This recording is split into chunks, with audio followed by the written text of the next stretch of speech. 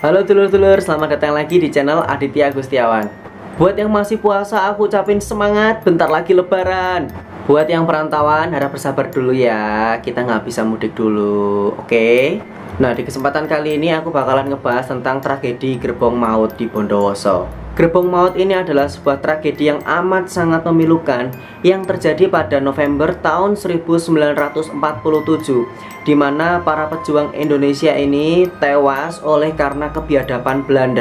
Di mana pejuang-pejuang ini tewas di dalam gerbong-gerbong kereta barang yang melaju dari Bondowoso menuju stasiun Wonokromo, Surabaya. Nah, buat kalian yang memiliki klaustrofobia atau ketakutan terhadap suatu ruangan yang sempit, nah mungkin cerita ini bakalan agak bikin kalian risih atau bikin kalian takut ya. Tapi yang namanya sejarah nggak ada salahnya buat kita pelajari, nggak ada salahnya buat kita ketahui kan lur. Peristiwa Gerbong Maut ini terjadi beberapa bulan setelah peristiwa agresi militer Belanda I yang berlangsung pada tanggal 21 Juni 1947, di mana pertempuran yang terjadi itu sangat tidak imbang karena Belanda mengerahkan seluruh kekuatannya dengan seluruh teknologinya, sedangkan para pejuang Indonesia hanya melawan seadanya aja lur. Di mana para pejuang Indonesia kala itu mengalami kekalahan dan sebagian para pejuang itu ditahan oleh pihak Belanda. Nah, para tawanan-tawanan ini ditempatkan di pusat keamanan Belanda. Salah satunya adalah Veilige Dienstmarinier Brigade atau VDMB yang berada di Jalan Jember, Bondowoso, Jawa Timur. Nah, di mana para tahanan-tahanan ini selain mereka ditahan, mereka juga mengalami banyak penyiksaan lur. Selain VDMB, di daerah Tapal Kuda atau bagian timur Provinsi Jawa Timur ini menjadi salah satu operasi marinir Belanda saat itu.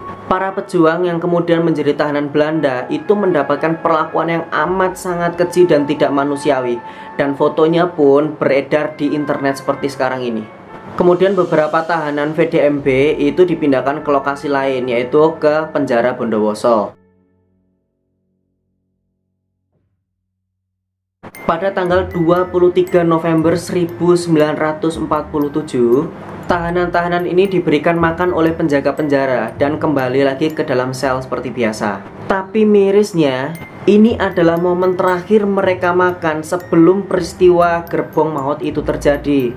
Setelah mereka makan, mereka mendapatkan kabar kalau mereka ini akan dipindahin ke tempat lain. Tapi mereka nggak ngerti nih dipindahinnya kemana. Yang jelas mereka diinformasiin suruh mengemasin barang-barang mereka. Keesokan harinya pada tanggal 24 November 1947 pada pukul 5:15 pagi, nah para tawanan ini dikeluarkan dari tempat sel mereka masing-masing. Komandan VDMB yaitu Letnan 2 J. van den Dorpe memerintahkan para tahanan itu untuk keluar dan baris 44 di lapangan penjara Bondowoso. Dan dari sini mereka dikabarin bahwa mereka akan dipindahkan ke tahanan Surabaya, di mana kepentingan atau tujuan dari pemindahan para tahanan-tahanan ini adalah untuk keperluan pemeriksaan dan untuk pencegahan para tawanan ini dari usaha melarikan diri. Pada pukul 5:30 pagi, para tawanan ini yang berjumlah 100 orang digiring menuju stasiun Bondowoso. Nah, di stasiun Bondowoso ini udah disiapin 3 gerbong kereta barang yang digunakan untuk mengangkut para tahanan ini lur. Nah, dari sini kelihatan kan ya bagaimana tindakan Belanda pada saat itu tuh amat sangat kejam dan tidak manusiawi. Nah, penggiringan para tawanan ini kan berlangsungnya itu kan pagi banget lur.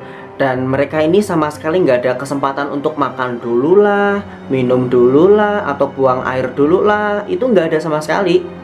Dan disinilah hak-hak manusiawi dari para tahanan ini tuh direnggut lur. Gerbong-gerbong yang digunakan untuk mengangkut para tawanan ini itu ukurannya sangat kecil dan tertutup rapat dengan menggunakan seng. Hampir nggak ada sama sekali ventilasi untuk udara masuk karena pada sejatinya gerbong ini itu digunakan untuk mengangkut barang lur. Nah, jumlah tahanan tadi itu kan ada 100 orang lur. Dan hanya disediain 3 gerbong aja, alias masing-masing gerbong itu diisi 30 orang lur.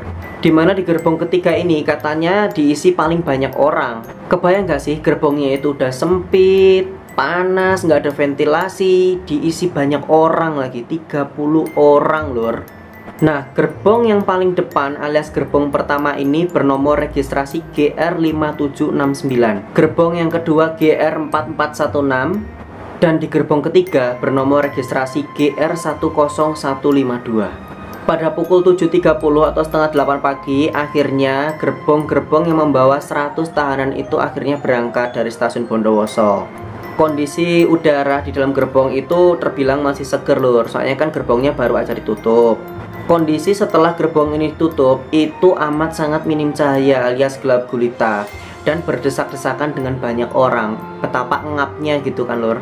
Nah, malapetaka ini dimulai ketika matahari sudah mulai agak tinggi alias menjelang siang, dimana kondisi gerbong-gerbong tersebut udah mulai panas. Dimana di gerbong ketiga yang memiliki jumlah tawanan terbanyak itu udah mulai banyak yang mengeluh kesulitan bernapas. Udara yang mereka hirup itu adalah karbon dioksida dari hasil buangan nafas para tawanan lain. Situasi ini itu udah sangat menyiksa banget. Nafas udah terasa sesak, napas pun terasa sia-sia, soalnya udah nggak ada lagi oksigen yang bisa dihirup oleh mereka lur. Mata dari para tahanan ini udah mulai berkunang-kunang, seakan mereka itu berharap bisa bernapas. Apalagi keringat-keringat udah mulai bercucuran membasahi satu sama lain. Korban jiwa mulai berjatuhan ketika kereta tersebut sampai di stasiun Kalisat Jember pada pukul 11 siang atau 3,5 jam perjalanan. Di sini dikatakan bahwa 6 pahlawan atau tahanan itu telah gugur lur. Melihat tahanan-tahanan itu pada gugur lur, akhirnya banyak dari para tahanan-tahanan dalam gerbong itu mulai menggedor-gedor gerbong berusaha untuk mereka keluar dari sana. Selain itu mereka juga meminta belas kasihan dari para Belanda ini. Tapi para pengawal Belanda ini justru berkata, air dan angin tak ada, yang ada hanya peluru. Gitu katanya.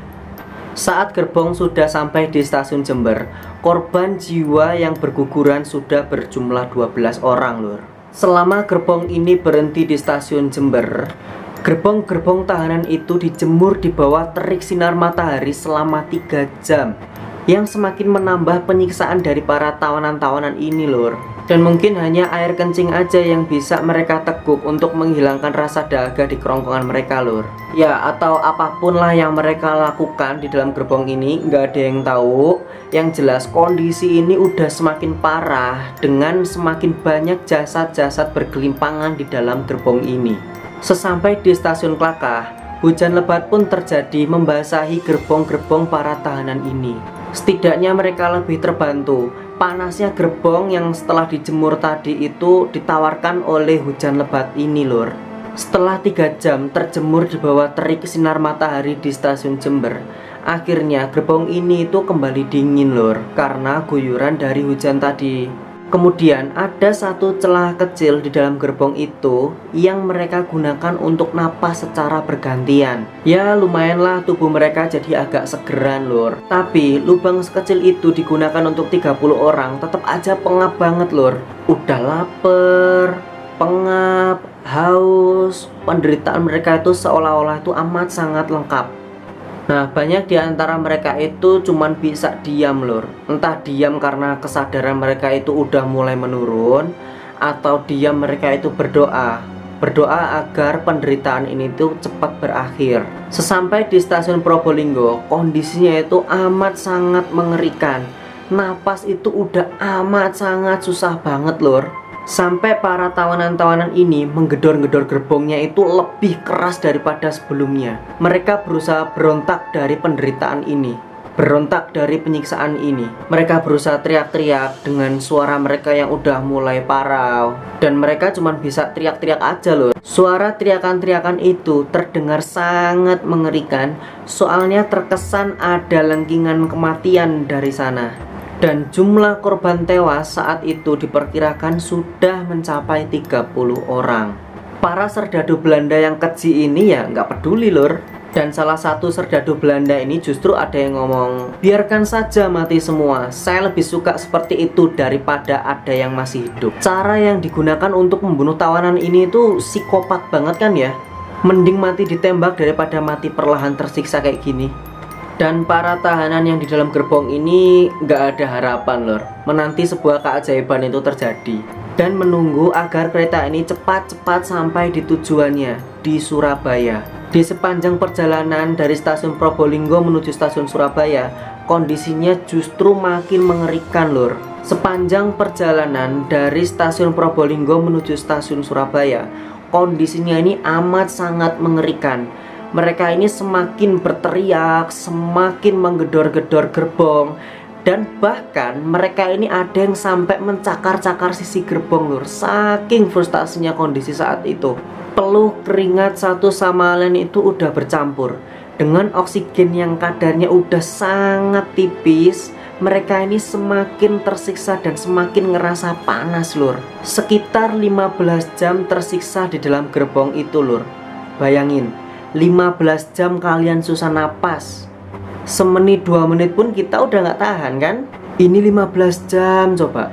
Akhirnya mereka sampai di stasiun Wonokromo Surabaya. Dan akhirnya gerbong ini dibuka lur. Ketika gerbong ini dibuka, serdadu Belanda ini melihat ada 46 orang yang tewas. Sementara yang masih hidup, 12 orang diantaranya itu sakit parah, 30 orang lemas tak berdaya, dan hanya 12 orang saja yang dianggap benar-benar sehat lur. Dan di gerbong ketiga itu sama seperti peti mati berjalan. Karena ketika gerbongnya dibuka, seluruh tahanan di dalam gerbong ketiga itu tewas semuanya lur. Demikian cerita tentang kisah gerbong maut yang bikin kita itu harusnya itu bersyukur masih bisa nafas segar. Kita harus bisa bersyukur kita bisa hidup merdeka lur. Mari kita hargai jasa para pahlawan kita yang udah gugur melawan penjajah. Mempertaruhkan nyawa, rela disiksa, rela melewati penderitaan yang amat sangat berat. Saksi bisu sejarah gerbong maut ini itu bisa kalian temuin di Malang. Gerbong nomor 3 yaitu gerbong dengan kode GR10152 bisa kalian temui di Museum Brawijaya Malang yang dikelola langsung oleh Kodam 5 Brawijaya. Dan kemana gerbong nomor 1 dan nomor 2? Katanya sih diduga Belanda itu menghilangkan barang bukti lur, alias gerbong tersebut sebenarnya udah nggak ada. Sedangkan yang di Surabaya dan di Bondowoso itu katanya hanya replika aja lur. Untuk mengenang dan menghormati jasa para pahlawan yang gugur dalam gerbong maut, dibuat satu monumen gerbong maut di Bondowoso, dekat alun-alun kota Bondowoso. Oke lur, sekian video ini. Jika ada koreksi atau hal-hal yang salah dari video ini, silahkan tulis di kolom komentar. Dan bisa diceritakan di kolom komentar apa yang kalian rasakan jika kalian membayangkan di situasi seperti itu. Buat yang suka video ini, jangan lupa like dan subscribe. Nyalain juga lonceng notifikasinya biar kalian tidak ketinggalan aku upload video baru. Dan buat yang ngerasa video ini tuh bermanfaat, jangan lupa di share ke teman-teman kalian. Dan sampai jumpa di video berikutnya. Bye bye lur.